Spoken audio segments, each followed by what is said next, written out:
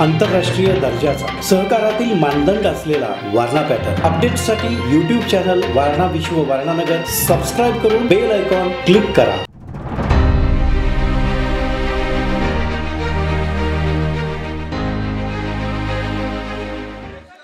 हा पुरे सर। अध्यक्ष महोदय, माझे आपल्याला मंत्री विनंती महोदयांचे पत्र आहे। माझी लक्षवेधी क्रमांक 2 सहकार विभागाला जरी आपण केली असेल तर मी विधानमंडळाला ती लक्षवेधी सादर करताना वित्त आणि नियोजन विभागासाठीच केली होती आणि ह्या प्रश्नाचं उत्तर खरं तर वित्त विभागच देऊ शकतो। योगायोगानं अजितदादा आज विधान भवनामध्ये हजर आहेत, तर मला अजितदादांना विनंती करायची आहे की जर तुम्ही या लक्षवेधीचं उत्तर सहकार मंत्र्यांच्या ऐवजी दिलं तर अनेक लोकांना त्यामध्ये न्याय मिळेल। तुम्हाला अजितदादा मी विनंती केली। नाही आपण रेग्युलर एक मिनिट फक्त मला द्या दादा। या म्हणजे तुम्ही आता इतके सिनियर आमदार आहात, मंत्री आहात, मला आपल्याला सांगितलं पाहिजे की आम्ही शासनाला एखादा प्रश्न विचारतो तर शासन म्हणून उत्तर येणं अपेक्षित असतं, तो विभाग म्हणून उत्तर अपेक्षित नसतं। आणि या उत्तराला माझी हरकत अशी आहे की या उत्तरामध्ये त्यांनी असं दिलंय की सरकारनं मंत्रिमंडळानं निर्णय घेतला आणि मंत्रिमंडळाच्या निर्णयावर GR काढण्यासाठी वित्त आणि नियोजनकडे फाईल गेल्यावर या दोन्ही विभागांनी त्याला असहमती दर्शवली। तर माझा पहिला प्रश्न असा आहे की मंत्रिमंडळाचा निर्णय झाल्यानंतर वित्त आणि नियोजन विभाग असहमती दर्शवू शकतो का? एक मिनिट अध्यक्ष साहेब, त्यांना दादांना सगळे विषय माहिती आहेत, न्याय मिळेल हजारो शेतकऱ्यांना म्हणून माझी विनंती आहे। आणि दुसरा माझा स्पेसिफिक दादा साहेब, आपण जी लक्षवेधी दिलेली आहे ती सहकारच्या नावाने दिलेली आहे। खुलासा असा केला, मी देताना उपमुख्यमंत्र्यांच्या नावाने दिली होती, विधानसभेनं ती सहकार विभागाशी निगडीत असल्यामुळे त्यांच्याकडे पाठवली। जर दादांना शक्य असेल तर देऊ देत, माझं म्हणणं नाही तर न्याय मिळेल एवढी माझी अपेक्षा आहे। दुसरं माझा महत्वाचा ह्या रेग्युलर सत्रात आपल्याला न्याय मिळेल ना दादा आहे। रेग्युलर सत्र दुसऱ्यांदा आली, मागच्या वेळेला कॅन्सल झाली। नाही आपण प्राधान्याने अध्यक्ष साहेब मी काय म्हणतो, दादा देणार असली तर देऊ दे, नाही तर रेग्युलर मध्ये घेऊ।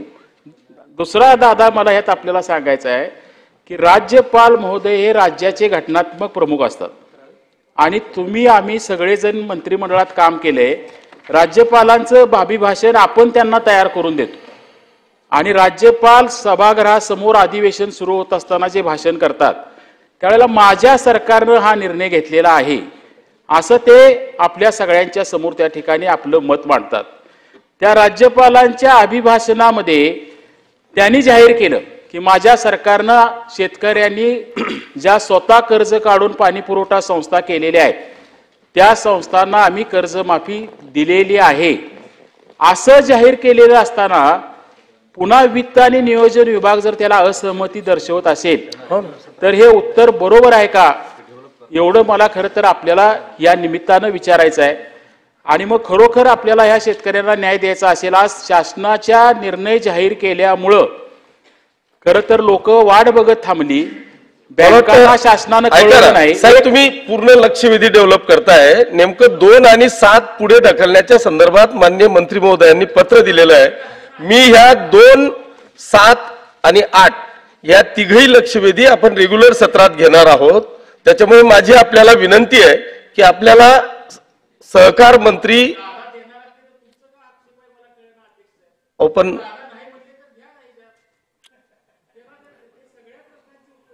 नाही अध्यक्ष महोदय, सन्माननीय विनय कोरे साहेबांनी जो मुद्दा उपस्थित केलेला आहे तो आर्थिक बाबीचा मुद्दा आहे, त्याच्यात आर्थिक जबाबदारी उचलावी लागणार आहे। मी आता ते बघत होतो, अजून काहीतरी अद्यापपर्यंत उत्तर आलेलं नाही, दुपारी उत्तर येणार आहे ह्याच्याबद्दलचं। नाही आता मला तसंच सांगण्यात आलं, म्हणजे तशा प्रकारची माहिती देण्यात आली। मी वाटल्यास विनय कोरे साहेब जरी बाबासाहेब पाटील उत्तर देणार असतील तर त्यावेळेस मी सभागृहामध्ये हजर राहतो आणि मला जर त्याच्यात असं वाटलं की हस्तक्षेप करावा आणि त्याच्यामध्ये काही गोष्टी अधिकच्या सांगाव्यात तर विनय कोरे साहेब जरूर पाणी पुरवठा ज्या योजना आहेत त्या शेतकऱ्यांच्या बाजूने सरकार नेहमी सकारात्मक राहिलेलं आहे। हे 2024चा निर्णय आहे आणि त्याच्यानंतर आता नवीन सरकार आल्यानंतर काहीतरी वित्त आणि नियोजन विभागाने त्याच्यामध्ये काही आदेश म्हणजे त्यांचं मत मांडलेलं आहे। तर त्याबद्दल मी मुख्यमंत्री पण येतील, त्यांच्याशी पण थोडीशी फार चर्चा करून साधारण विनय कोरे साहेबांचं समाधान होईल अशा प्रकारचा मार्ग आम्ही काढू. रेग्युलर बोर्डावरची लक्षवेधी क्रमांक 2. अध्यक्ष महोदय, लक्षवेधी क्रमांक 2. अध्यक्ष महोदय, डॉक्टर विनय कोरे साहेबांनी राज्यातील पाणी पुरवठा संस्थांची कर्जमाफी या संदर्भात त्यांनी लक्षवेधी लावलेली आहे. सांगितलं ना आधीच, अगोदरच बोलले मी. वितरित म्हणलं मी बोलतो बाबासाहेब, तुम्ही वितरित. अध्यक्ष महोदय, या उत्तराला माझा हरकत आहे, कारण एखादा सदस्य लक्षवेधीच्या माध्यमातून एखादा प्रश्न ज्या वेळेला ह्या सभागृहासमोर आणतो त्यावेळेला शासन म्हणून त्याचं उत्तर द्यावं असं अभिप्रेत आहे. अध्यक्ष महोदय, हे जर उत्तर आपण वाचलं काय ते, तर त्यामध्ये लिहिलंय की राज्यातील अडचणीतल्या 261 सहकारी जलसिंचन संस्थांचं कर्ज माफ करण्याचा निर्णय मंत्रिमंडळाच्या बैठकीत घेण्यात आला आणि हा निर्णय झाल्यानंतर सन्माननीय राज्यपाल महोदयांनी डिसेंबरच्या अधिवेशनात त्यांचं अभिभाषण करत असताना माझ्या सरकारनं अशा प्रकारचा निर्णय घेतला असं जाहीर केलं. आता या दोन्ही गोष्टी झालेल्या असताना या उत्तरामध्ये पुढं विभागानं असं लिहिलंय की ह्या निर्णयाच्या अंमलबजावणीची कार्यवाही करत असताना वित्त आणि नियोजन विभागानं त्याला असहमती दर्शवली. माझा पहिला स्पेसिफिक प्रश्न अध्यक्ष महोदय असा आहे की मंत्रिमंडळाची मान्यता झाल्यानंतर राज्यपालांनी घोषणा केल्यानंतर एखादा विभाग एखाद्या निर्णयाला असहमती दर्शवू शकतो का, हा पहिला स्पेसिफिक प्रश्न आहे. आणि दुसरा माझा प्रश्न आहे की आपण महाराष्ट्रातल्या अनेक शेतकऱ्यांना शासन स्वतःच्या खर्चानं कधी कॅनॉलच्या माध्यमातून कधी पाणी उचलून देण्याच्या माध्यमातून त्यांच्या शेतीला पाणी देत असतो आणि काही शेतकरी स्वतःच्या जमिनीवर कर्ज काढून अशा प्रकारे सहकारी पाणी पुरवठा संस्था करतात आणि त्यांनी काढलेली कर्ज थकीत गेल्यावर ती माफ करायचा निर्णय झाल्यानंतर आज सरकार अशा पद्धतीचा त्या ठिकाणी निर्णय घेते, हे योग्य आहे का? आणि शासनानं जाहीर केलेली कर्जमाफी धरून शेतकरी त्या ठिकाणी थांबलेले असताना आज संबंधित वित्तीय संस्था त्या शेतकऱ्यांच्या जमिनी लिलावात काढायला लागलेल्या आहेत, याची जबाबदारी शासन घेणार आहे का? या 3 प्रश्नांचं सहकार मंत्र्यांनी या ठिकाणी उत्तर द्यावं. अध्यक्ष महोदय, आत्ताच कोरे साहेबांनी विचारलेल्या प्रश्नाप्रमाणे त्यावेळेस मंत्रिमंडळाने दिनांक 14/10/24 रोजी घेतलेल्या निर्णयानुसार राज्यातील अडचणीतील 261 उपसा जलसिंचन योजनाची थक हमी कर्जमाफी करताना फक्त मुद्दल रक्कम 132.24 कोटी माफ करण्याचा निर्णय घेतला होता. अगोदर यावेळेस असं घडायचं की मुद्दल फक्त शासन द्यायचं आणि व्याज हे मात्र वित्तीय संस्था त्या सहन करत होत्या. त्यावेळेस आपला निर्णय झाला 14ला. त्याच्यानंतर 15 तारखेला लगेच आचारसंहिता विधानसभेची लागली. त्याच्यामुळे हे पुढची कारवाई करता आली नाही. आणि त्याचबरोबर मेनवाईल 31/12/2024च्या रिझर्व्ह बँकेच्या मार्गदर्शक सूचनांनुसार कर्जमाफी योजना करायची झाल्यास त्याची सर्वस्वी जबाबदारी राज्य शासनाने घ्यावीची आहे. याबाबत वित्तीय संस्थांना कोणत्याही आर्थिक भर द्यायचा नाही असे निर्देश दिलेले आहेत. याचा सगळा विचार करून राज्यातील अडचणी 261 उपसा जलसिंचन योजनाची थकीत कर्ज मुद्दल रक्कम 132 कोटी रुपये आपण अगोदर मान्य केलं होतं. पण आज रिझर्व्ह बँकेने तशा प्रकारचं आपल्याला पत्र दिल्यामुळं 2000 ऑक्टोबर 24 पर्यंत आपलं 220 कोटी व्याज याची पुन्हा आपल्याला तरतूद करावं लागेल आणि आपल्याला मंत्रिमंडळाच्या समोर जाऊन याची मान्यता घेऊन हे देण्यासाठी सरकार या ठिकाणी अशा प्रकारचं आपल्याला निवेदन करत आहे. महोदय, विभाग लोकांची दिशाभूल करते. महाराष्ट्र सरकार एखादा कर्जमाफीचा निर्णय जाहीर करत असताना तो रिझर्व्ह बँकेच्या नियमाच्या अधीन कधीच नसतो आणि रिझर्व्ह तुम्हाला ज्यावेळेला कर्जमाफी द्यायची असेल तर ती तुम्हाला तुमच्या बजेटमधून द्यावी लागेल. तुम्ही तशा प्रकारची घोषणा केली, राज्यपालांना घोषणा करायला लावली, शेतकरी त्या आशेवर बसले आणि आज त्यांच्या जमिनीचा लिलाव सुरू आहे. त्याच्याबद्दल शासन या ठिकाणी काहीच बोलत नाही.